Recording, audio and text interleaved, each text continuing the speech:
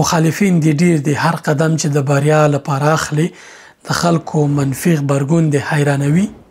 مه حیرانېږه، ځکه کله چې په ژوند کې یو اساسي یو لوی هدف ولري او دغه هدف ته په بریالیتوب روانې کار ورته کوي، حتما به مخالفین لري، حتما به د خلک پس شا خبرې کوي، حتما به د دوی خبرې ځوروي.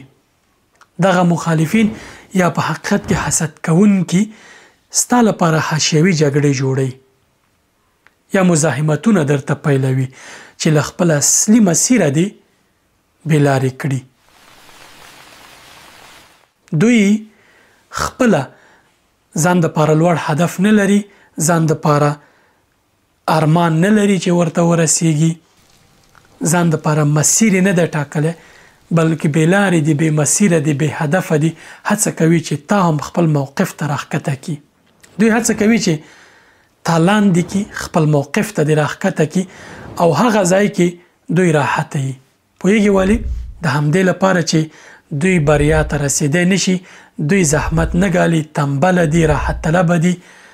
تا بوخت کوي، تا په حاشیوي جګړو باندې بوخت کړي یا د خپل موقف ته راښکته کړي د دې لپاره چې دوی بره نشي تللی او دوی چې کله تا خپل موقف ته راښکته کړي هلته دوی راحتي احساسوي، ځکه ستا لیول د دوی سره برابر شي.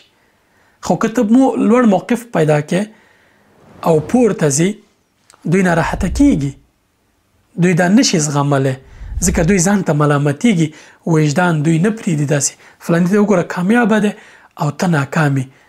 دغه زور او دغه داخلي کشمکش دوی دې ته مجبوره کوي چې تا له پښې راونیسي، راښکته دې کړي، ځان سره د موقف کې برابر کړي چې دوی د راحت او آرام ساه واخلي. ځکه راحت طلبه دي، تنبل دي، هدف ته رسیدل یو سخت کار دی، کامیابي سخت کار دی، اسانه نه دی، هر څوک ورته نشي رسیدی.